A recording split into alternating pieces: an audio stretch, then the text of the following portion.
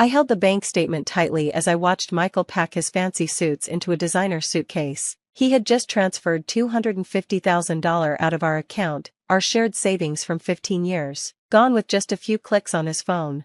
"You don't need to look so shocked, Sarah," he said, not even looking at me as he folded another silk tie. "You had to see this coming. A man like me needs someone younger, more lively, you get it, right? My name is Sarah Mitchell, and at 42, I was watching my husband of 17 years pack up his life while telling me why his 26-year-old pregnant mistress deserved our savings more than I did. Of course, I said calmly, even though I was furious inside. I understand completely, Michael. Finally, he turned to look at me, a hint of suspicion on his face. He expected me to cry, scream, or maybe even fight. My calm reaction clearly surprised him. "Good," he said, adjusting his collar in the mirror, a nervous habit he'd had since we first met. "Jessica and I need that money for the baby, a fresh start. Jessica's my secretary, how cliché." What Michael didn't know was that I'd known about them for months. About the baby, about the apartment he secretly rented for her, about everything.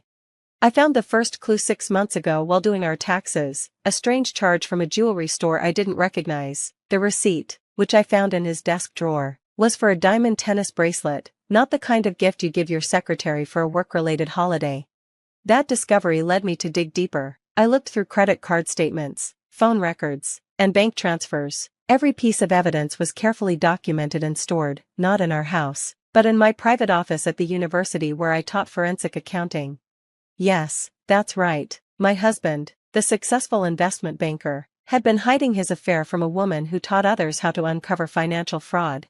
"I've arranged for the divorce papers to be delivered tomorrow," Michael said, zipping up his suitcase. "My lawyer says it will be simple, a clean break, no drama." I nodded, still holding the bank statement. "Very efficient."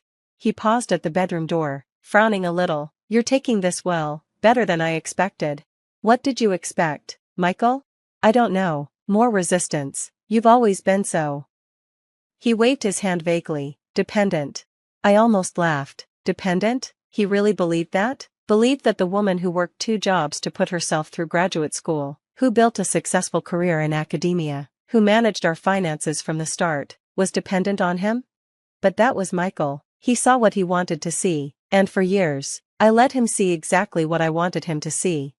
"Will you be staying with Jessica tonight?" I asked, already knowing the answer. The tracker I put on his car months ago would confirm it. "Yes, no point in dragging this out," he said, checking his Rolex, the one I gave him for our 10th anniversary. "I'll send movers for the rest of my things next week." As he walked out of our bedroom for the last time, I waited until I heard the front door close, his car start, and the sound of tires fade away. Only then did I let myself smile. I took out my phone and sent a text to Jennifer, my lawyer. He took the bait. "Time for phase 2. Jennifer replied right away, "Everything's ready, he won't know what hit him." I went to my home office, not the small desk in the living room where I graded papers, but my real office, hidden behind a false wall in the basement. Michael had never known about this room. He never cared about the house's layout or the renovations I handled while he focused on his career. The room was small but organized, filled with computer screens, filing cabinets, and, most importantly, evidence. 6 months of careful work, financial records, photos, recordings, a paper trail that would impress any forensic accountant. But the real prize was on the main screen, a series of bank transfers Michael thought he'd hidden through fake companies and offshore accounts, nearly $2 million stolen from his clients over the past 3 years. What he didn't know was that every transfer, every account, every dollar had been tracked, documented, and reported to the SEC anonymously. Of course, the investigation was already happening. They were just waiting for one final piece of evidence, the $250,000 he transferred from our joint account. It wasn't going to Jessica's account like he thought. Thanks to some clever changes to the routing numbers, easy for someone with my skills, that money was about to expose his entire operation. I sat at my desk and started typing, activating the programs I'd set up months ago. As lines of code appeared on the screen, I thought about all the times Michael had talked down to me about basic money matters at dinner parties, all the times he called my career cute or a hobby. My phone buzzed. Another text from Jennifer. "SEC just got the alert. They're moving in tomorrow morning." Perfect timing. The divorce papers would arrive right after the FBI raided his office. I leaned back in my chair, feeling satisfied. Michael thought he was starting a new life with his young mistress and our savings. Instead, he was about to learn a very expensive lesson about underestimating his wife, especially one who specializes in following the money. The next morning, I sat in my university office, calmly grading papers while waiting for the news. My students were struggling with the idea of digital forensic trails, ironic, considering what was about to happen. At exactly 9:47 a.m., my phone lit up with a news alert: FBI raids Premier Investment Group, CEO Michael Mitchell in custody. Right on time. Within minutes, my phone was buzzing with texts and calls. I ignored most but answered when Jennifer called. "It's beautiful," she said, not even saying hello. "You should see him trying to explain why that $250,000 transfer led straight to his offshore accounts. He's falling apart."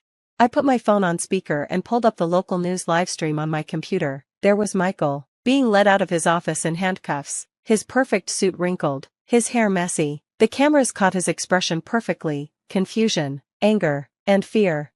"Has he figured it out yet?" I asked, watching him look around at the reporters. "Not yet," Jennifer said, smiling through her voice, "but he will when the divorce papers arrive in about 3 minutes.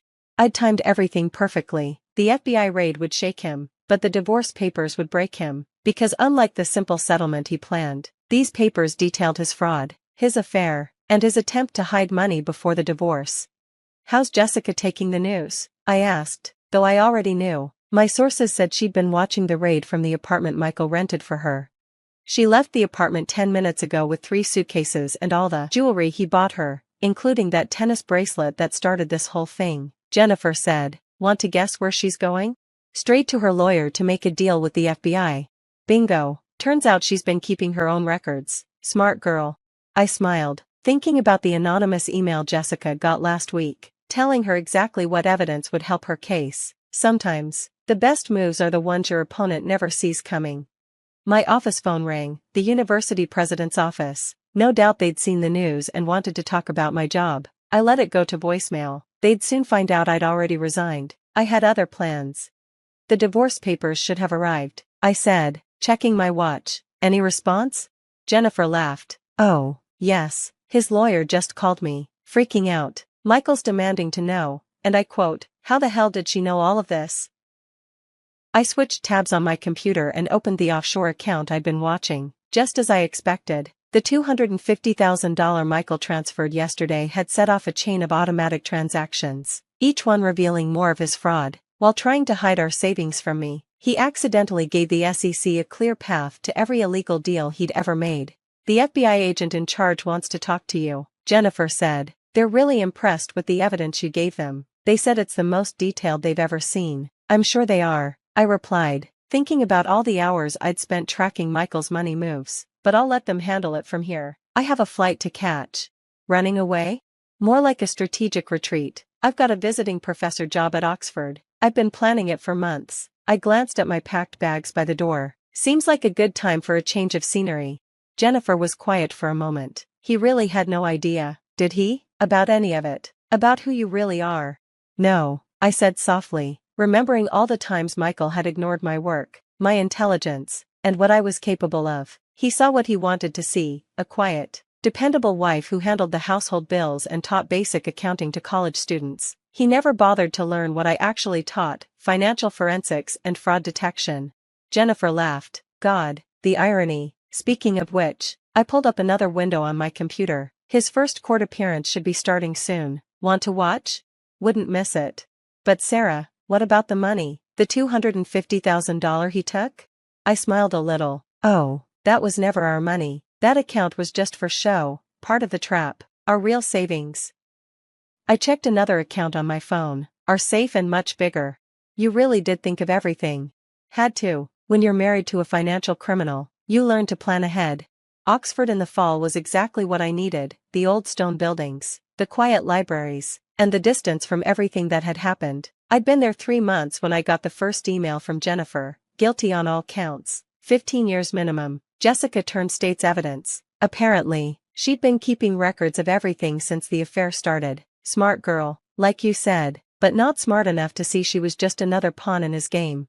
I sat in my new office, looking out at the college courtyard, feeling a mix of satisfaction and sadness. Not for Michael, he'd made his choices, but for the life I thought we had. The years I spent playing a role to catch him in his own trap.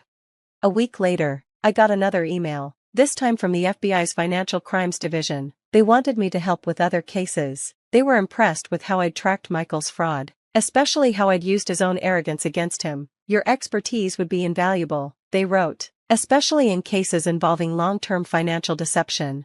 I politely said no, I had other plans. The media frenzy back home had finally calmed down. Michael's face wasn't all over the news anymore, replaced by newer scandals, but his case had become required reading in several forensic accounting programs, including mine. They called it the Mitchell methodology, the art of letting your target think they're winning until it's too late. One evening, while I was grading papers, my phone rang, a number I didn't recognize. Sarah? The voice was shaky. It's Jessica. I leaned back in my chair, watching the sunset over the Oxford rooftops. Hello, Jessica. I was wondering if you'd call. How? She paused, gathering her courage. How long did you know about everything? From the beginning, I said honestly. The bracelet was a careless mistake. After that, it was just a matter of watching and waiting. She was quiet for a moment. The anonymous tip about what evidence to keep, that was you, wasn't it? You deserved a chance to protect yourself. He was using you, just like he used everyone else. I lost the baby, she said suddenly. Not that there ever really was one. It was just another lie to trap him. She laughed bitterly. I thought I was so clever. You know, the young secretary seducing the wealthy boss. But you were the clever one. I thought about Michael sitting in his prison cell, probably still trying to figure out how his perfect plan fell apart. We all have choices, Jessica. He made his, you made yours, I made mine. After I hung up, I opened my laptop and checked a specific account, one Michael had never known about. The balance made me smile. While he'd been stealing from his clients, I'd been quietly building my own investment portfolio, legally, carefully, and successfully. The irony would have killed him. There was a knock at my office door. It was Professor Harrison, the head of the department. Sarah, sorry to bother you, but I wanted to talk about your proposal for the new financial crimes course. The board is really interested, especially because of your unique experience. I smiled, gathering my materials. The course I designed covered everything, from digital forensics to understanding the psychology of white-collar criminals. Every case study was real, including one very personal example. You know, Harrison said as we walked to the meeting, some of the board members were worried about your connection to the Mitchell case. They thought it might be too controversial. And what did you tell them? That they were missing the point. Your experience doesn't weaken the course, it makes it stronger. You're not just teaching theory, you're teaching reality. The board meeting went exactly as I expected. My course was approved unanimously. Starting next semester, I'd be teaching a new generation of forensic accountants, showing them not just how to follow the money but how to understand the minds of financial criminals. That evening, I got one last email from Jennifer. She attached a photo, Michael's face on a billboard outside the SEC headquarters in Washington. Financial fraud alert, the Mitchell case, a cautionary tale. I had to laugh. Michael had finally gotten the fame he always wanted, just not the way he planned. The next morning, I stood in front of my class, looking at the eager faces of future forensic accountants. On the screen behind me was the first slide of my presentation, The Art of Financial Deception, a case study. Today, I began. We're going to learn about a man who thought he was smarter than everyone else. A man who believed money could buy him anything, even freedom from consequences. But most importantly, we're going to learn about the mistake that brings down most financial criminals, underestimating your opponent.